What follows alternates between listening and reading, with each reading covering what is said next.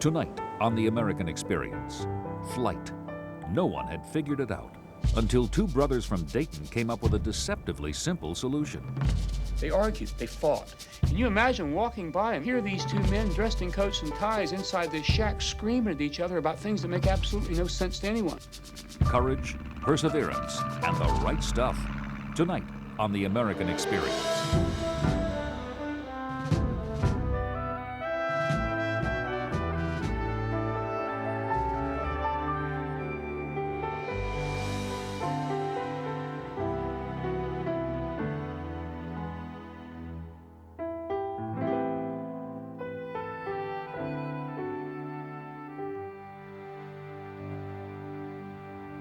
Major funding for The American Experience is provided by the Alfred P. Sloan Foundation to enhance public understanding of the role of technology in American society, and by the Corporation for Public Broadcasting, and the annual financial support of viewers like you.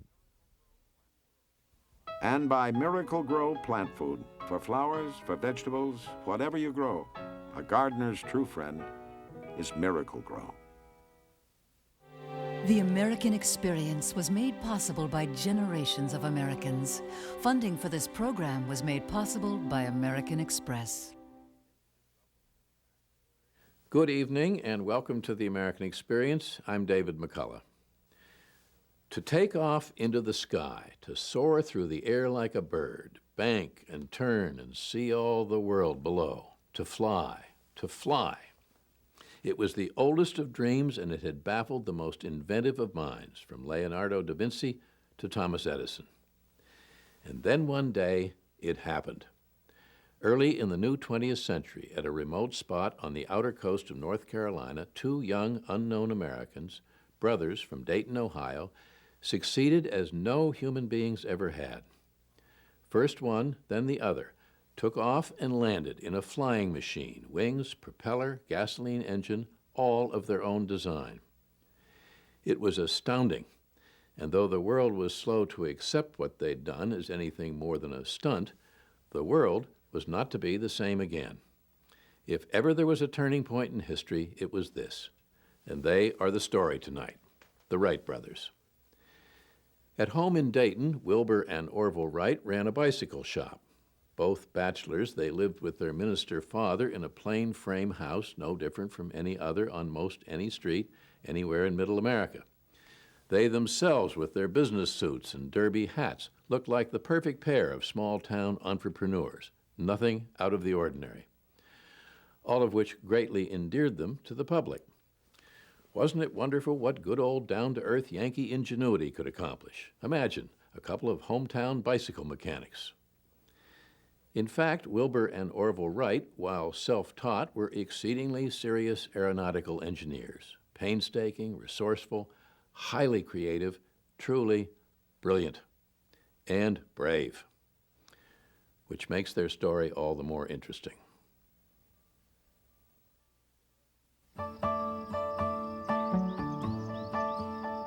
Until his death in 1948, Orville Wright vacationed every summer on his island in Georgian Bay, Canada. There's Uncle Orv driving the boat. He drove everything fast. Oh, now that's the famous hat. Mosquitoes got in and bit his bald head, so he put pieces of mosquito netting in those holes. I'm the one in the middle, and I must have been 10 years old then. Uncle Orv was a born engineer. He loved mechanical things. He loved a problem. Orville outlived his older brother Wilbur by more than 30 years. If Orville was the born engineer, Wilbur was the visionary. They weren't at all alike. Wilbur was a thoughtful man, and he would hardly say anything. He'd be thinking. Wilbur's need to make his mark led these down-to-earth brothers to the sand dunes of Kitty Hawk to tackle the problem of flight.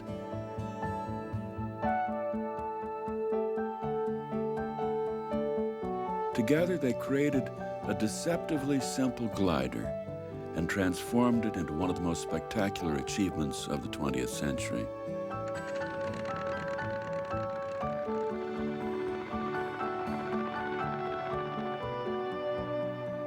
have all of these well-educated, well-supported people trying to invent the airplane, and none of them invent the airplane.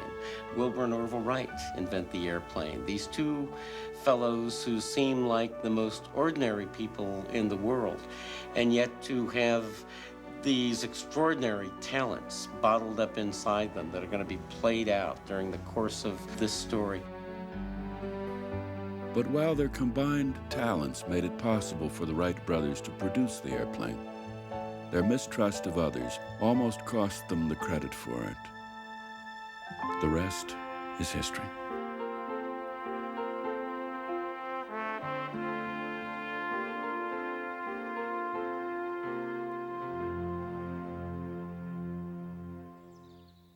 September 5th, 1900. Dear Father, we are in an uproar getting Brother Will off. The trip will do him good. I never did hear of such an out-of-the-way place as Kitty Hawk. Catherine.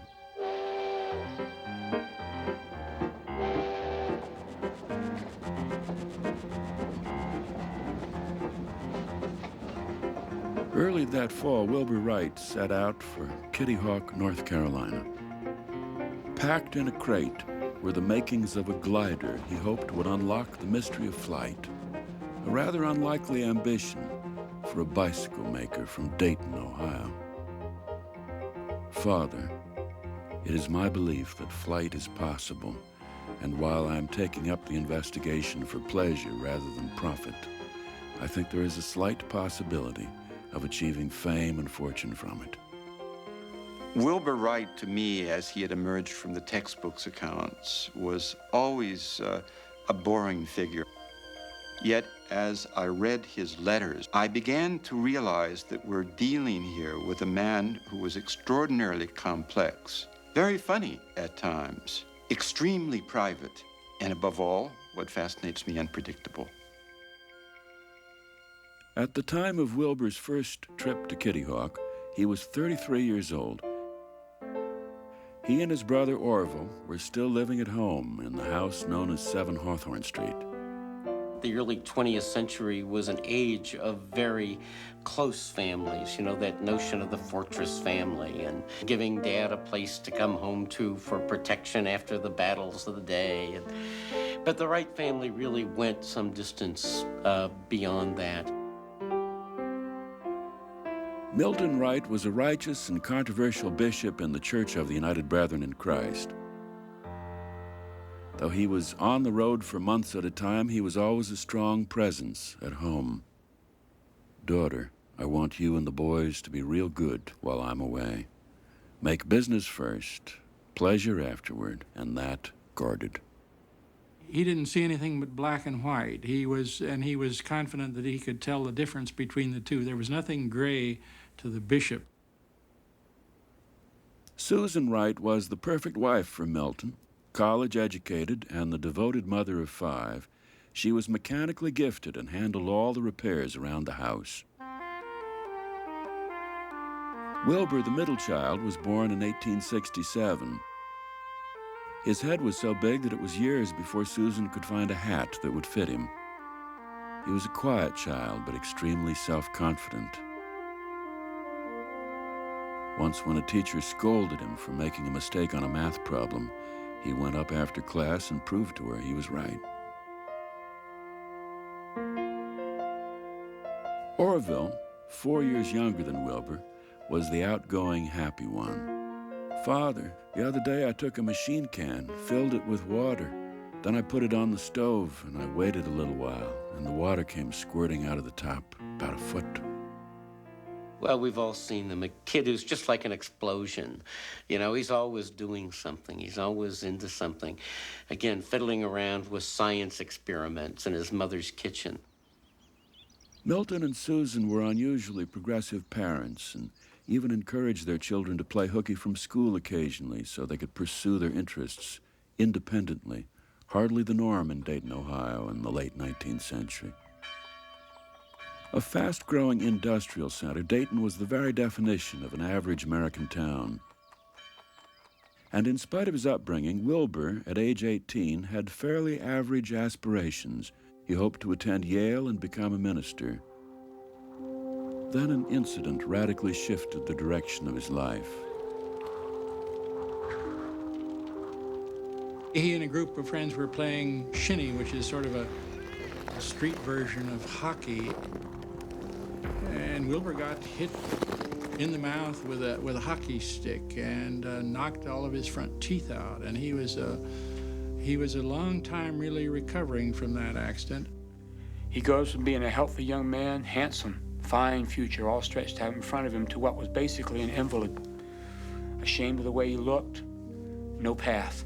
This is a time when he's in his room, knowing that the life he planned for himself is never going to happen. Though he recovered physically, Wilbur was suffering from a serious depression. At the same time, his mother was very ill and required constant care. He was so kind to her. During the later part of her illness, she had tuberculosis, and he carried her upstairs to bed every night and did everything for her. Wilbur spent 3 years caring for his dying mother, finding his only escape in his parents' extensive library. Eventually, his older brother inquired, "What does Will do? Is he still cook and chambermaid?" It was Orville who came to Wilbur's rescue. After high school, he started a printing business, publishing the West Side News. When Orville convinced Wilbur to join him, he succeeded in getting his older brother out of the house and out of his depression. One of the ways that Orville differed most from Wilbur was that Orville was always very optimistic. He was always willing to press ahead. Orville was the most easily approached of the two. Fun-loving. He was a dude as far as clothes are concerned. He just had everything just perfect. Wilbur and Orville's younger sister Catherine had graduated from Oberlin College and was now running the household. Though Wilbur, Orville, and Catherine had an active social life, none of them seemed interested in marriage. They preferred and enjoyed each other's company. In fact, Wilbur and Orville, different in so many ways, were beginning to forge one of the most successful creative alliances in history.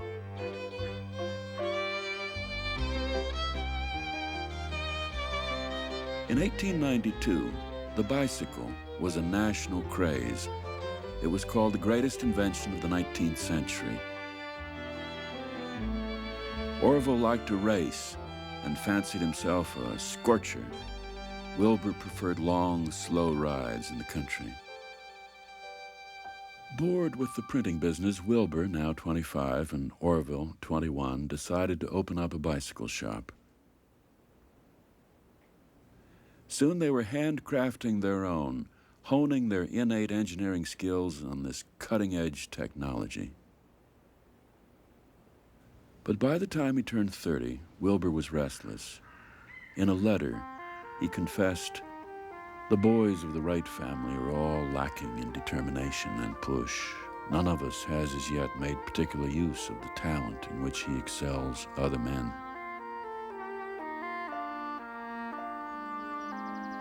Then one morning, Wilbur sat down at the desk in the front parlor of 7 Hawthorne Street and composed a letter to the secretary of the Smithsonian Institution. "I believe that simple flight at least is possible to man. I am an enthusiast, but not a crank. I wish to avail myself of all that is already known, and then, if possible, add my bit." Like other Americans at the time, Wilbur had been following accounts of aviation experimenters around the world. Americans were so pro-technology, and it was an inventive age. All kinds of new patents, new machines, new devices, from galoshes to mass-produced nails and bicycles were coming down the pike, and so there was a widespread expectation that, well, yes, automobiles are here, electric trolleys are here, airplanes must be next. One of the most prominent names in aviation at the time was the Secretary of the Smithsonian, Samuel Langley. Using government funds, he'd been experimenting with large unmanned model airplanes powered by steam and gasoline engines. In Germany, engineer Otto Lilienthal made over 2,000 glides from a huge earth mound outside Berlin. One day in 1896, his hang glider stalled, falling 50 feet to the ground. He was killed in the crash. On his gravestone are his words, "Sacrifices must be made." Wilbur and Orville read about Langley, Lilienthal, and others in the material they received from the Smithsonian. As the Wright brothers looked at the problem, they thought they could divide it into three pieces. You had to be able to build wings that would lift your weight off the ground and the weight of the machine. You had to have a power plant that would propel it through the air, and you had to have a way to control the machine once it was in the air. Control was the most difficult piece of the puzzle. Lilienthal had tried to maneuver his glider by shifting his body weight, but died doing it. Others had designed machines with an upward-angled wing, believing that was the key to control. Because the brothers were bicycle makers, they looked at the problem differently. Knowing how to ride a bicycle requires very good balance. You become one with the machine, and the Wrights realized that one of the secrets, one of the things that had to be solved to fly was to maintain balance and control in the air. Wilbur began watching birds in flight, noticing how they banked and turned. He had an idea that the secret of their control lay in the way they twisted their wingtips. One day at the bike shop, Wilbur began twisting an inner tube box. It gave him an idea about how to achieve the control he wanted. Wilbur and Orville built a box kite and braced the wings with wires in such a way that they could be twisted in opposite directions to make the kite bank and turn. They called the principle wing warping, and it was a revolutionary breakthrough. In an empty field in Dayton, Wilbur tested his new design. There were some group of schoolboys on the field where he was testing it, and they were kind of amazed that he could sort of dart down with the kite and then bring it back up again and control it so well. And it seemed a promising system, so the Wrights decided to go ahead and build a full-size piloted version of this kite in 1900. Eager for feedback, Wilbur wrote to the man considered an international authority on aviation, Octave Chanute, and described in detail his groundbreaking ideas. Dear Sir, for some years I have been afflicted with the belief that flight is possible to man. My observation of the flight of buzzards... Wilbur Wright was nobody, and Chanute was a highly respected figure, not just in the aeronautical community in the United States, but in Europe as well. He knew everyone who was engaged in aeronautical experimentation. As Wilbur had hoped, Chanute promptly wrote back. He did recognize that Wilbur and Orville Wright were clearly well ahead of everyone else when he got that first letter in 1900. Chanute had supported a lot of other experimenters and was familiar with virtually anybody of significance in the field, and quickly recognized that these two fellows were something special. The road to building a practical airplane started in a place so desolate that Orville said trying to find Wilbur was like searching for a lost Arctic explorer. The brothers chose Kitty Hawk on the advice of the U.S. Weather Bureau because of its steady winds for gliding and sandy slopes for landing. Kitty Hawk in 1900 was the edge of the earth. It truly was. It was isolated and barren, and the people had a very hard and rugged life. They made their living either from the sea or they made it from commercial hunting, and both of those very dangerous occupations. So it was a hard place for the people, and they were fascinated with the Wright brothers. Wilbur had been staying in the home of the local postmaster. Now armed with the tent and provisions Orville had brought from Dayton, the brothers set up camp in the middle of a sand dune and began testing their glider. It had two revolutionary control features: the wing warping mechanism to raise or lower the rear edge of the wing, and a forward elevator to pitch the nose up or down. Wilbur and Orville hoped to spend many hours in the air. But the glider could barely lift a man off the ground. For most of that fall, the brothers flew it as a kite and were relieved that their control mechanism seemed to work. The following year, 1901, Wilbur and Orville designed a new glider with much bigger wings, which, according to their calculations, would solve the lift problem. But that was the year when everything went wrong. It began with the weather. Torrential rains, followed by a plague of mosquitoes. When the wind stopped, the mosquitoes came out. And the mosquitoes in there are voracious. They're huge, and they're many. And they would come, and he said they would darken the sky. They're literally that thick. Catherine, there was no escape. The sand and grass and trees and hills and everything were covered with them. They chewed us right through our underwear and socks.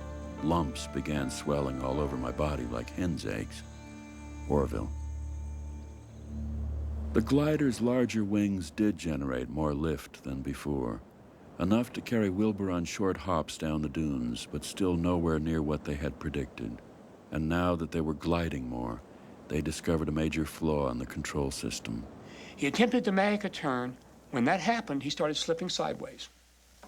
When he started moving sideways, he may have panicked. I know I would have in a similar situation, but he overcompensated. And rather than increasing his control, he lost complete control of the glider. He slammed into the earth, just straight down, the same way Otto Lilienthal had been killed, straight into the earth. He lost his grip, slid forward, and hit his forehead against the back of a strut and split his forehead open. At this point, Wilbur admitted believing that men would not fly for 50 more years, and the brothers went back to Dayton early. Catherine was delighted to see them, but remarked in a letter to her father, "The boys walked in unexpectedly on Thursday. They haven't had much to say about flying." Soon after their return, Wilbur was invited by Octave Chanute to address the Western Society of Engineers in Chicago. Preparing the speech was just the shot in the arm the brothers needed. It gave them a chance to review their work.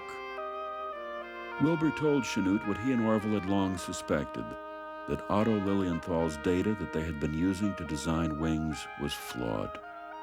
Even Chanute, perhaps, thought at the time that it was perhaps a bit bold for two bicycle makers from Dayton, Ohio, to question the lift tables that had been produced by the great Lilienthal and published by the great Chanute, not to put too fine a point on it. The brothers certainly didn't feel that way. Back in the bike shop, Orville built a wind tunnel to test wing shapes, to see which one produced the greatest lift. Lift is, in order for a plane to fly, you have to get more pressure on the bottom of the wing than you get on the top of the wing. That's what holds it up in the air. And so obviously this gets into the question of, it's very important as to how your wing is shaped and at what angle you present it to the air and so on. And these are the things then that they were learning from their wind tunnel experiments. And you see, it was Orville's idea, and this was what a great leap of imagination this is, that a wing doesn't have to be full size to find out whether it works. We don't have to jump off a hill and risk our lives. A tiny metal wing, in proportion, will act like a 100-foot wing. It doesn't matter. Inside the wind tunnel, the brothers placed ingenious test instruments which measured the performance of the different wing shapes. Wilbur and Orville methodically recorded the results and produced reliable aerodynamic data. The Wright brothers are literally models of sort of the engineering method. Things have to mesh as you move forward. There's a lot of feedback. You never leave anything unsolved behind you. They weren't college graduate engineers, but at the same time, they were two of the best engineers working in the world at the time. Along with their ongoing work in the bicycle shop, the brothers feverishly began designing a new glider. Father, the flying machine is in process now. Will spins the sewing machine around by the hour while Orv squats around marking the places to sew. There is no place in the house to live, but I'll be lonesome enough by this time next week. Catherine. In August 1902, the Wright brothers made their third trip to Kitty Hawk. Wilbur wrote, "We fitted up our living arrangements much more comfortably than last year. Our kitchen is immensely improved, and then we have made beds on the second floor and now sleep aloft. The main thing, though, is our new machine." Their wind tunnel experiments had finally paid off. But the puzzle was not yet completely solved.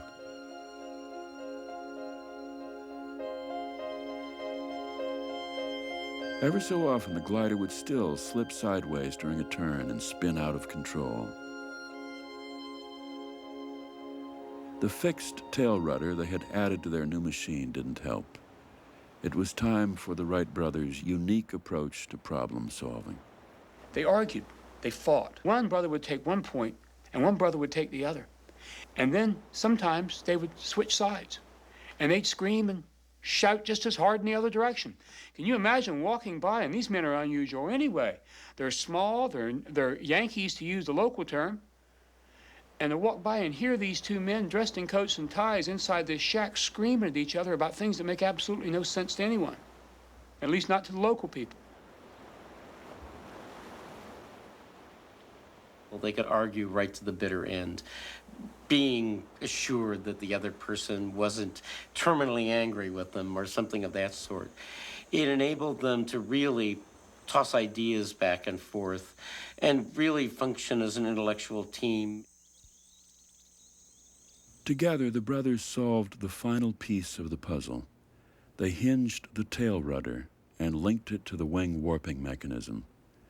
Now, for the first time in history, man could glide through the air with control.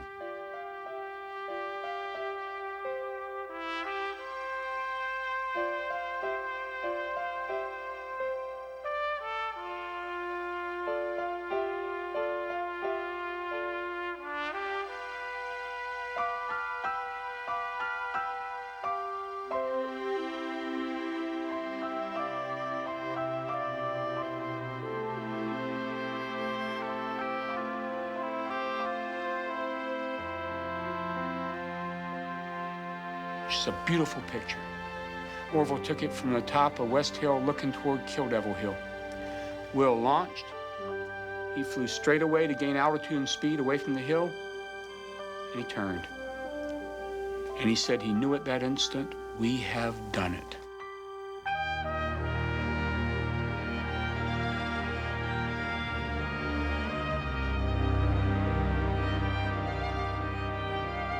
The brothers made nearly 1,000 glides that year, twice flying over 600 feet. The challenge now would be to turn their glider into an airplane. And so they needed two things. They needed power, and they needed a method of propulsion. So that meant an engine and propellers. If I could be anywhere in the world at any time, I wouldn't be on the field at Kitty Hawk. I'd be in the bicycle shop in the summer of 1903. The place was a madhouse. They were building and selling bikes at the peak of the season. The doors swinging all day long. They're building the airplane inside. There are pieces of it everywhere in the bicycle shop. All this is going on in the midst of that insanity. They're building an engine. Knowing little about engine design, Wilbur and Orville turned to Charlie Taylor, a machinist who worked in their shop. He had one of the brothers sketch on the crankshaft with a pencil, and then he cut the crankshaft out with a drill press, a chisel, and a hammer. So it's a very, very crude device, but he said it balanced perfectly. The Wright brothers made another astonishing breakthrough. They realized that a propeller worked like a rotating wing, generating thrust to move the aircraft forward. One of the core aspects of their ability was a great facility to literally visualize, literally see in their mind's eye a mechanical device, move components of it around, or transfer mechanical devices from one technology to the airplane and make them work. While Wilbur and Orville worked on the final stages of their airplane, Octave Chanute embarked on a speaking tour of his native France. At this point, their friend published enough information about their glider in a French journal to inspire the rebirth of French aviation. The balloon had been invented in France, and the French, I think, had always generally assumed that they would invent the airplane. Suddenly, they were forced to realize that there were these two guys on the other side of the Atlantic, bicycle makers from Dayton, Ohio, for heaven's sakes, who had moved well beyond anybody else in the world. The race to fly the first airplane looked as though it might be won by Samuel Langley. He had been given $50,000 by the Army to build a full-scale powered machine capable of carrying a passenger. Early in December 1903, he was ready. But the airplane was completely devoid of any kind of structural integrity. The aerodynamics were poor. It had absolutely no means of control. The only thing really good about it was the engine. Langley's aerodrome was launched at 60 miles per hour from the roof of a houseboat and collapsed immediately into the Potomac River with its so-called pilot aboard. It fell, according to one observer, like a handful of mortar. Wilbur wrote to Chanute from Kitty Hawk, "I see that Langley has had his fling and failed. It seems to be our turn now, and I wonder what our luck will be." On December 17th, the Wright brothers were ready with their new machine, now outfitted with a lightweight engine and 2 propellers. The day dawned cold and clear. Wilbur and Orville rose early and dressed in their customary business suits. The wind's blowing straight off the ocean about 30 miles an hour, wind chill 4 degrees. They cooked breakfast and they straightened up and they waited for the wind to break. They hung out the signal flag on the side of the shed so that the members of the U.S. Life-Saving Service crew would know to come up the beach and give them a hand. Because, you know, maneuvering the airplane out of the shed takes some assistance. One of the local men said when the brothers shook hands, it looked like 2 men that were never going to see each other again. Orville took his place at controls and Wilbur held the wingtip. They had taken John Daniels aside beforehand, and they said, "We need a picture of this." They've been taking pictures of everything. And they were ready to go, and Orville flipped the little gadget on the bottom of the leading edge of the wing that released the machine. The machine began to crawl forward. Finally, after about 45 feet, it lifted into the air. 120 feet, 12 seconds later, it touched the earth. Humanity had flown. When they approached John Daniels about the picture, he got so excited when he saw the machine lift into the air that he forgot to do anything. He didn't think he'd squeeze the bulb. This is it. This is the moment. And you can see Wilbur, he's caught in mid-stride. You can see Orville on the machine. It's just all right there. It's that moment frozen forever. The brothers made 3 more flights that day, the longest covering 852 feet. Father, success, 4 flights, Thursday morning, longest 57 seconds. Inform press, home Christmas, Orville. The telegram was sent to my grandfather. He came down the stairs and he said, "The boys have flown." Well, I could hardly believe it. I could hardly believe it. Wilbur and Orville hurried home for Christmas. I was in the 2nd grade, and I was thinking of Christmas. Wilbur took care of the turkey. He loved to make the dressing. He made a thing of it. And he'd say, "Oh, 'tis a fine bird," and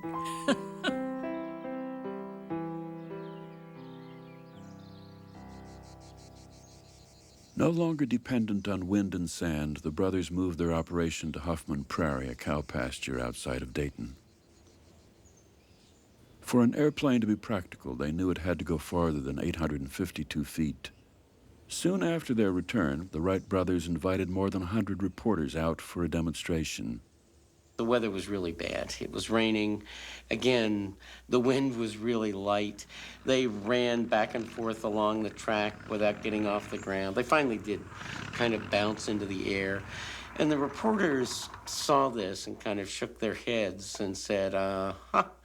And they all turned around and walked away, convinced that Wilbur and Orville Wrights weren't, in fact, flying. Left alone, the brothers built 2 more planes over the next 2 years, making major improvements.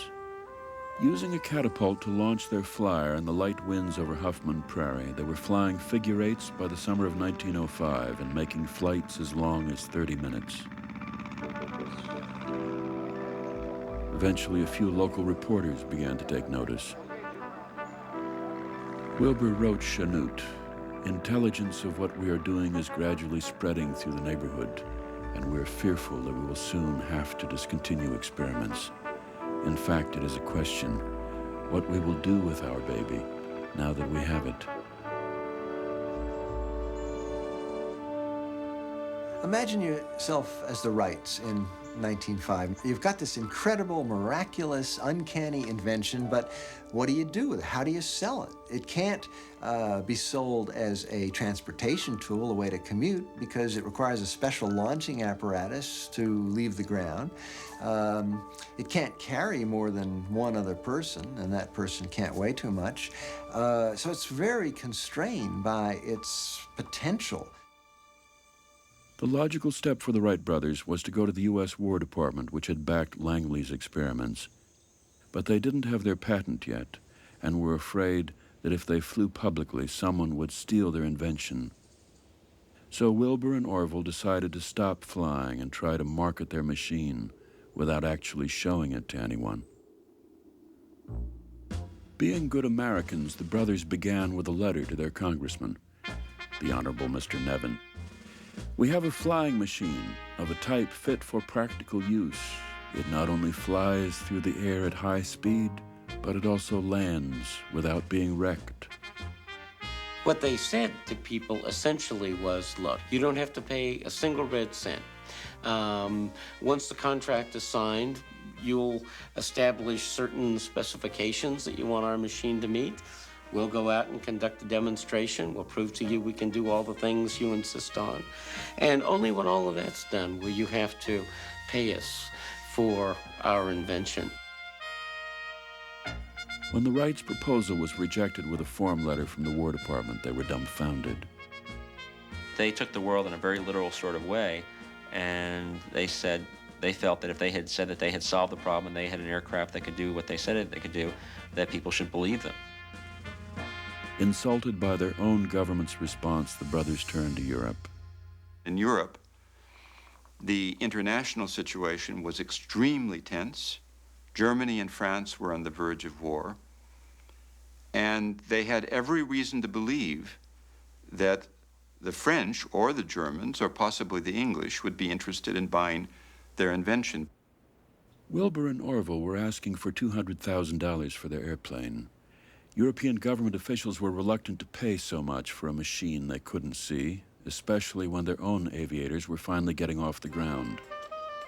In 1906, Alberto Santos Dumont, debonair aristocrat and celebrated balloonist, made the first powered flight in Europe before a crowd of Parisians. When the plane left the ground, people just gasped. It was a moment of miracle, as one journalist put it. On the other hand, the Dumont plane was nothing like the Wright brothers' plane. It could fly in a straight line and had very minimal control. It was a very hazardous machine. Though it was an uncontrolled hop of only 200 feet, Santos Dumont was proclaimed the father of aviation. Still refusing to show their airplane, Wilbur and Orville were about to lose all credit for their achievement. Chanute urged them to reconsider their sales strategy, but the brothers would not budge, even after they got their patent in 1906. Doubts about the Wright brothers' credibility turned to scorn. One French newspaper put it, "It is difficult to fly. It is easy for the Wrights to say, 'We have flown.' They are either flyers or liars." In 1907, Wilbur traveled to Europe to try to move the negotiations along. For a young man from Dayton, Ohio, Paris was a revelation. "Father, it is a curious custom here to have little tables at which crowds of people sit and sip wine and eat light lunches in the open air." "Orv, this afternoon I spent a couple of hours in the Louvre. I liked Leonardo da Vinci's John the Baptist much better than his Mona Lisa. Seems incredible that the Louvre was erected merely for a king's pleasure." The Wrights had hired an international sales agency, and its representative, Hart Berg, showed Wilbur around Paris and came to have a lot of respect for him. "Catherine, when I first came over, Berg thought that he was the businessman and I was merely a sort of exhibit. Now he realizes that I see into situations deeper than they do, that my judgment is more often sound." Orville joined Wilbur in Paris several weeks later. As usual, their father, the bishop, was keeping a close watch. "Sons, be men of the highest types, personally, mentally, morally, and spiritually. Be clean, temperate, sober-minded, and great-souled. Father, all the wine I have tasted since leaving home would not fill a single wine glass. I am sure that Orville and myself will do nothing which will disgrace the training we received from you and Mother." Despite their efforts, negotiations with the French government floundered, and the brothers returned home empty-handed. Meanwhile, French aviators continued to make news. In January 1908, a young pilot named Henri Farman flew a kilometer in a closed circle. He had only marginal control and basically skidded through his turns, but he was turning. Now the French were more convinced than ever. They had conquered the air. It must have been really frustrating for the Wrights. They had invented a real flying machine. They'd solved all the thorny technical problems. They'd done serious empirical and scientific research, built their machine, flown it, and yet the headlines were just filled with praise for these Europeans. Finally, after 3 years of negotiations, the Wrights' claims reached President Theodore Roosevelt. Early in 1908, a deal was made with the U.S. Army Signal Corps for $25,000. Another deal with a French syndicate soon followed. Having built a second flyer, the brothers set out to prove that their machines could fly. Wilbur left for France, while Orville prepared for demonstrations in Washington. It was the first time in a long time that they'd been separated on an important occasion, and they did feel the strain. And the strains were real. I mean, Wilbur was under a lot of pressure. Orv, you can scarcely imagine what a strain it is on one to have no one to understand what you say, and no one capable of doing the grade of work we've always insisted upon. It compels me to do almost everything myself and keeps me worried. Wilbur Wright was not a man who would allow himself to be rushed. He had painstakingly assembled the flyer. He took it to a small racetrack outside of the French town of Le Mans. A crowd had assembled on August 8th, 1908. They waited, and they waited, and they waited in their starchy clothes, and finally, Wilbur Wright appeared.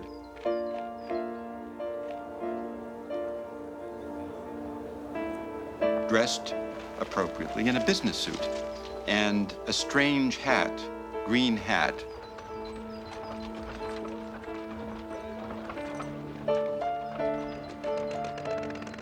He sat down in the flyer,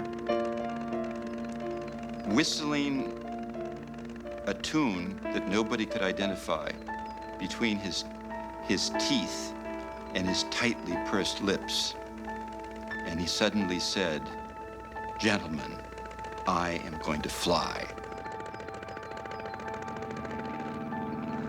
A weight was dropped and the Wright flyer left the ground.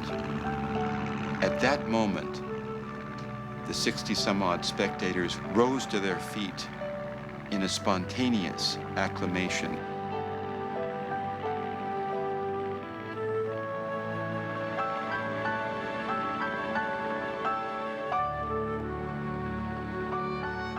Wilbur's version of the day's events was slightly more understated. "I thought it would be good to do a little something," he wrote to Orville. There was not one person who was present at that flight on the 8th of August of 1908 who did not realize that the Wright brothers had done everything that they said they had done, and that they were now far beyond the French. And in fact, one of them said at that time, and was quoted in the papers widely, "We are beaten." Overnight, Wilbur became a sensation in France. "Catherine, I am in receipt of bouquets, baskets of fruit, flowers almost without number. The furor has been so great I cannot even take a bath without having 100 or 2 people peeking at me." The Wilbur Wright cap appeared in stores throughout Paris. 1 year after he was awed by the Louvre, it was reported that his frying pan would be put on display there.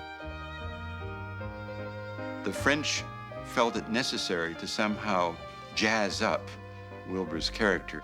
For example, when they place him with a cigarette in his mouth next to a garish-looking woman, this a man who was seldom seen in the company of women other than his sister, and who never smoked in his life. Wilbur wasn't the only brother caught in the limelight. "Catherine, I haven't done a lick of work since I've been here. I have to give my time to answering the 10,000 fool questions people ask about the machine." In the next few weeks at a Washington, D.C. Army base called Fort Myer, Orville broke record after record, flying higher and longer than Wilbur had flown, culminating in a spectacular flight of 70 minutes.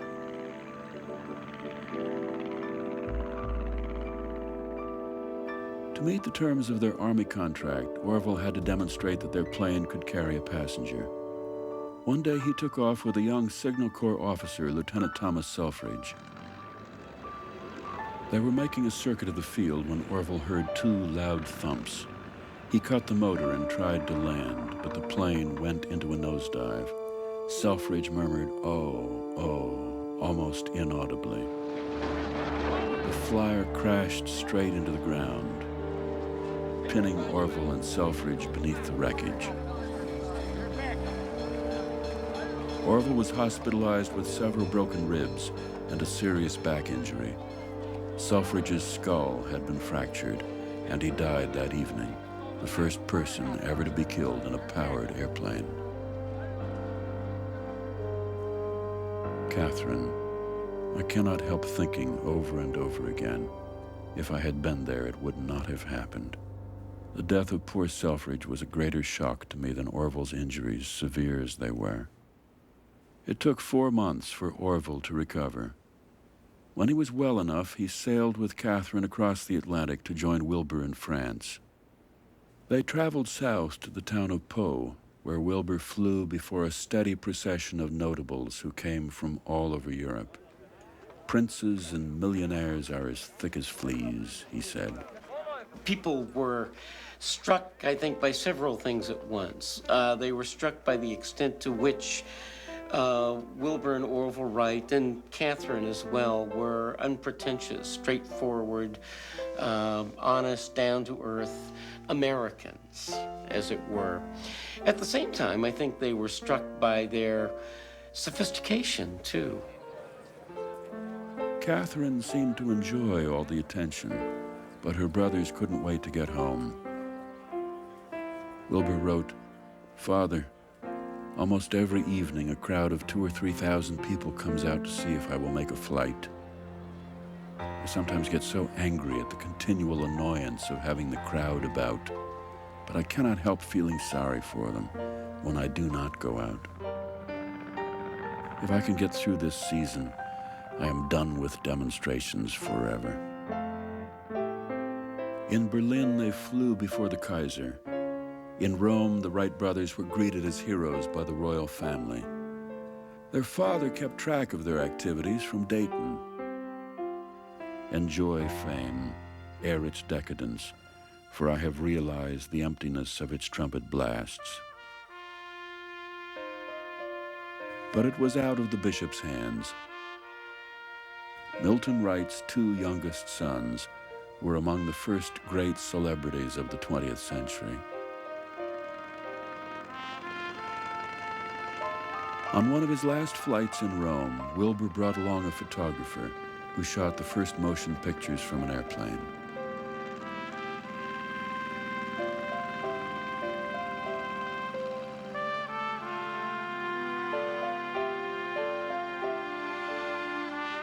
"4 months after this flight, a Frenchman flew across the English Channel in a plane with control features based on the Wright's wing-warping design. The age of flight had arrived, and newcomers on both sides of the Atlantic began taking to the air.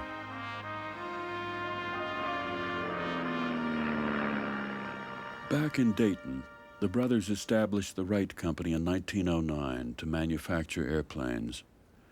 Orville managed the business. Wilbur was consumed with protecting their patents, filing lawsuit after lawsuit, taking infringers to court. In 1912, on a trip to Boston, Wilbur became ill with typhoid. He returned to Hawthorne Street and died 3 weeks later. He was 45 years old. The bishop wrote a tribute to his son. An unfailing intellect, imperturbable temper, great self-reliance, and as great modesty, seeing the right clearly, pursuing it steadfastly, he lived and died. After Wilbur's death, Orville lost interest in the Wright Company, and in 1915 sold it along with their patents for $1 million. He retired to Hawthorne Hill, the Dayton mansion he and Wilbur had started to build. He lived with Milton and Catherine until his father died, and his sister married at the age of 52. As the elder statesman of aviation, Orville would find it necessary to spend much of his time ensuring that he and his brother received the credit they deserved. They saw something they wanted to do, and they just did it. And if they didn't know the answer, they found other means to get the answer. This spirit of not being afraid, of just going ahead and doing whatever had to be done, is something that I admire tremendously. One morning in January 1948, when he was 76 years old, Orville had a heart attack while fixing a doorbell at Hawthorne Hill.